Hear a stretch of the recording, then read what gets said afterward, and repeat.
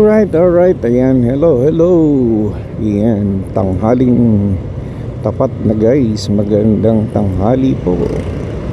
Ayan, happy lunch. Ako'y di pa. Ayan, tayo guys ay bumabiyahe at binabagtas natin itong Antipolo City along Antipolo National Road. Sumulong ba to? Dalig, Barangay Dalig.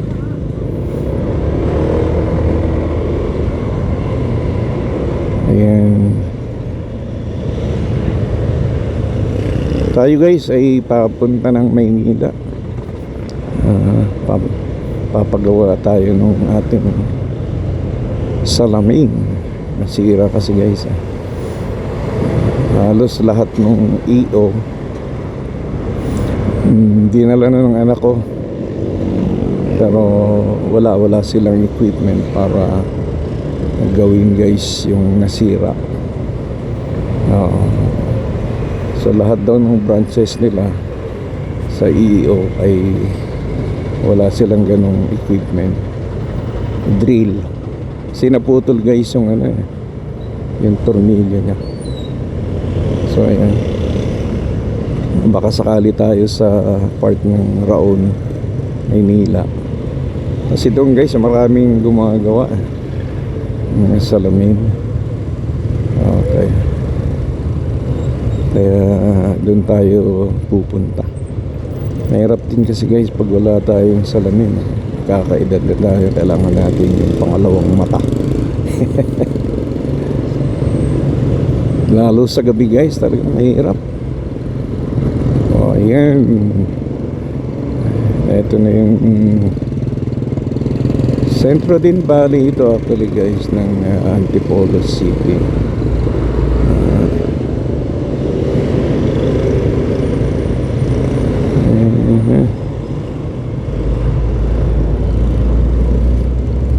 Ang tawag pala rito sa kalsadang ito, Circumferential Road ng Antipolo. Problema kasi guys, di mo ma-determine kung hanggang saan yung kalsada na yan.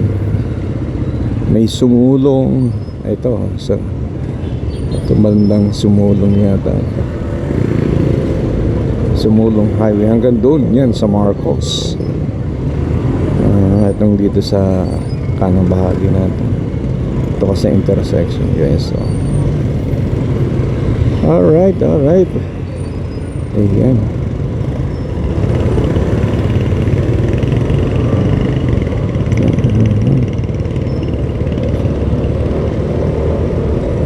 Okay, so ito hindi ko alam kung ano ng kalsada naman to. Ayan, basta sure ako na ito ay Antipolo City. Bahagi pa rin to guys ng probinsya ng Rizal. Alright,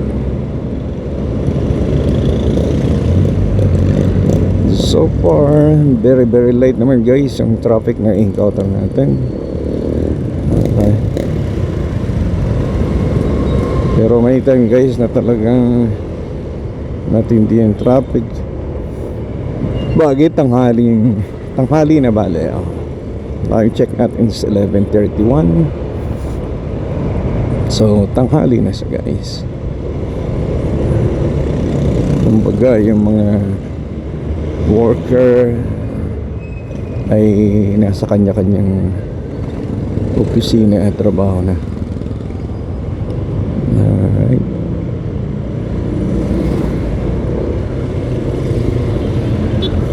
hindi na siya actually yung rush hour pagdating sa umaga, pero pag napadaan ka rito guys yung rush hour, talaga naman traffic din. Sabagay ngayon sa dami na ng pwedeng daanan, medyo ayos na rin. So bali ito guys ay Senator L. Sumulong Road or Highway. Itong dinadaanan natin. Doon kanina circumferential road. So talagang iba-iba guys eh.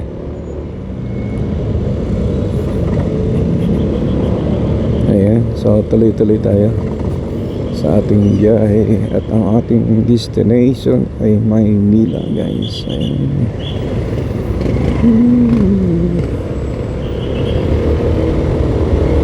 I really can't be home.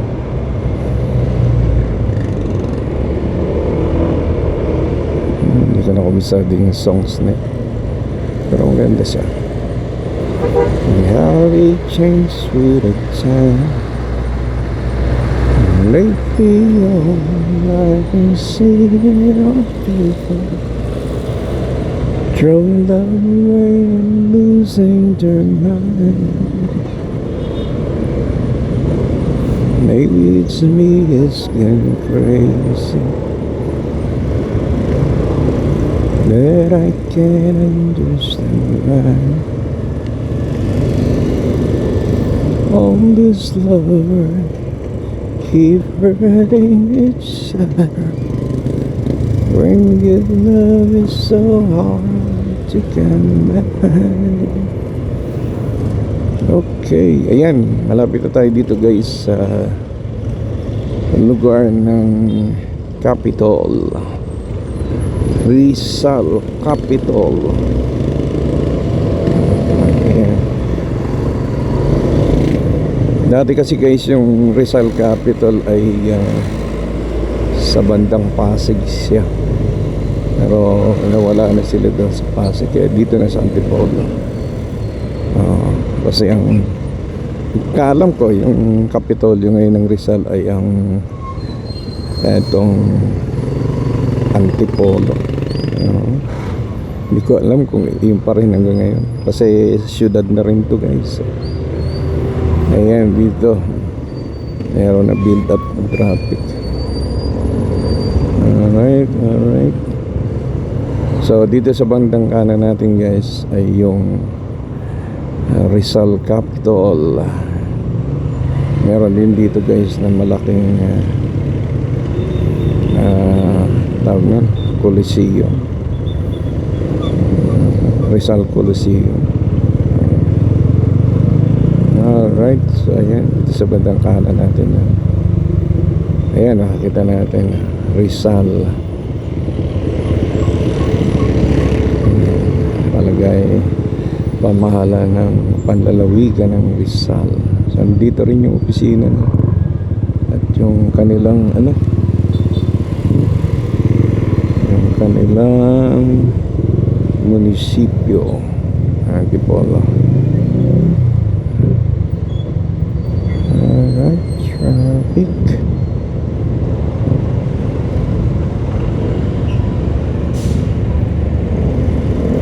Alright, tuloy-tuloy tayo guys. Go. Ayan.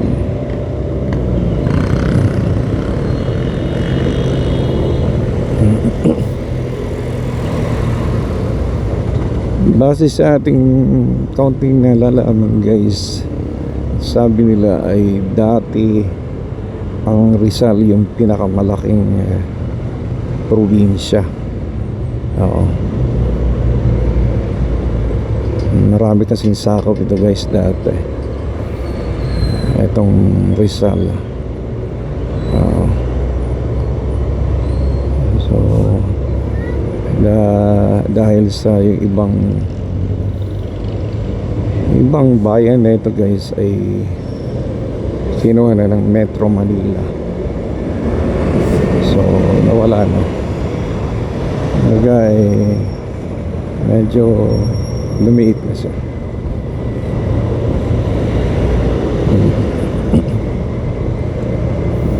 Tulad ng Pasig, yan, Rizal din siya. Malabon, Rizal din. Nabotas, yan, part din ng Rizal. Even yung Makati, Taguig, Muntinlupa. Alain mo.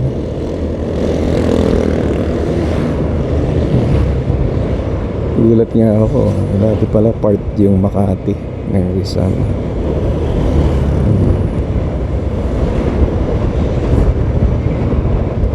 Alright guys, ayan. Tuloy-tuloy pa rin yung biyahe natin.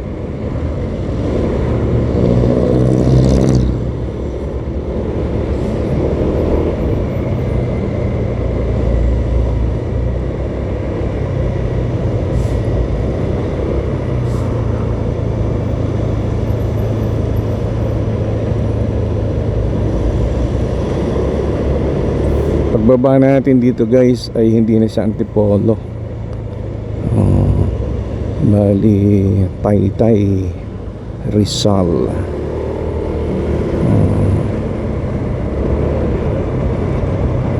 Ang Taytay Rizal guys, maunlad na rin siya. Actually meron na rin silang malaking mall na kilala. Alright, so malamang sa malamang susunod na rin maging syudad yan. Taytay ay sakop pa rin siya ng Rizal guys. Alright. Dito sa may arko na to, ayan. So ayan, nakalampas na tayo ng Antipolo City. So dito na tayo guys sa area ng Taytay Rizal.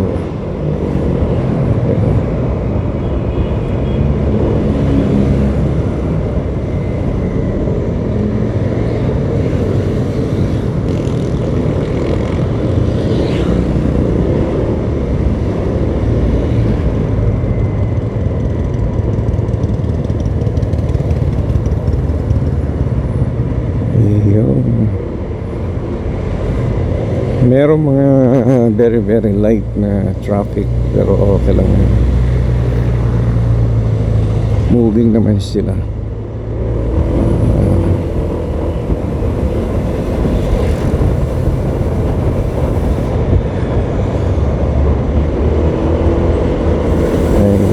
Hindi natin alam guys, maglampas na natin dito. Kunyari sa part ng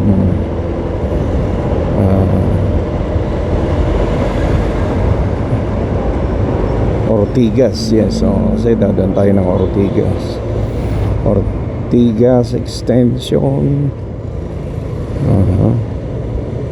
Ayan, paglampas natin dito guys, Ortigas na yun. Ortigas Extension. Kasi kung dadaan pa tayo ng Floodway, mukhang iikot din tayo. Tapos lalabas pa din tayo ng Ortigas. So might as well diretsoin na natin. Actually meron pang ibang option guys. Pagdating mo dun sa junction, pwede tayong kumanan at bagtasin natin yung Felix Avenue. And then basta tayo ng Marcos Highway. Mga option siya guys kung saan gusto. Kasi pagdating mo ng Quezon City, marami ding option doon guys. Aurora, Boulevard, o pwede ka mag-Quezon Up. Hanggang dire-diretso ng Maynila, dun sa Raon, siyang pupunta na. Okay, yes. Eto na guys, Tikling. Ayan. Alright. So dito guys, rotondang ito, paglampas mo dito ay ayan, daan muna kayo guys. Yan, respeto lang sa mga ayan, yung pedestrian road. So ito guys, dire-diretso na ito, Ortigas.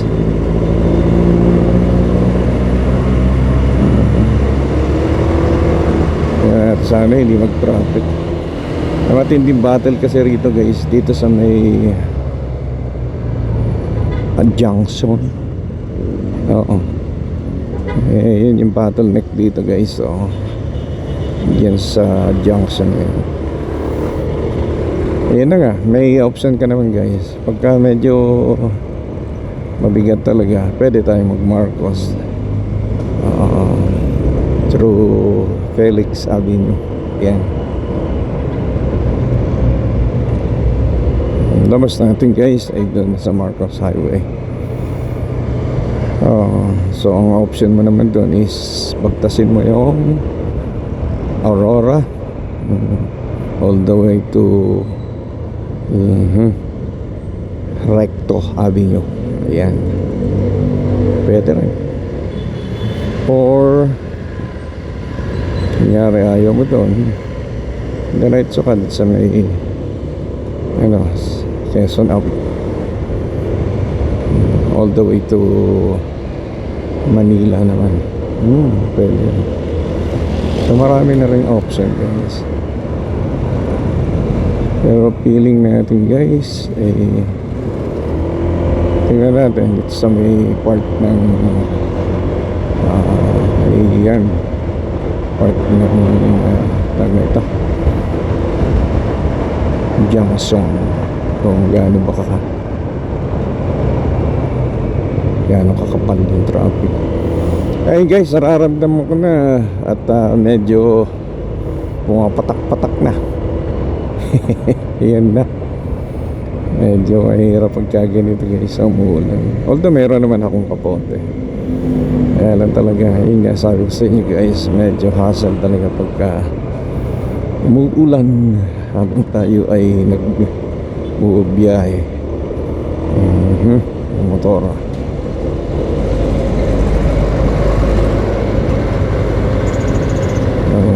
Alright, ayan, wala na tayo ng Taytay at dito na tayo naman sa Cainta, Rizal. Alright, itong part na to guys, ayan, Cainta, Rizal na to. Alright, mukhang traffic guys. Ayan, wala pa doon, malayo pa sa junction guys. Yes, dito marami akong pwedeng daanan naman. Ayaw kong bagtasin itong Ortigas extension na to. Yes, pwede akong pumasok dito sa kahabaan or sa loob ng Cainta mismo.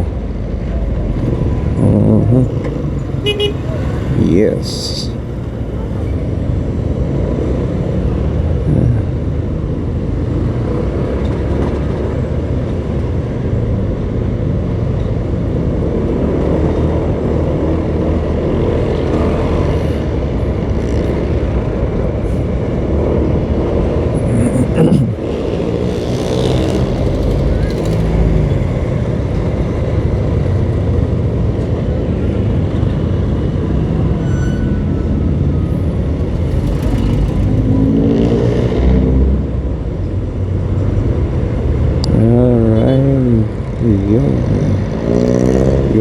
Go.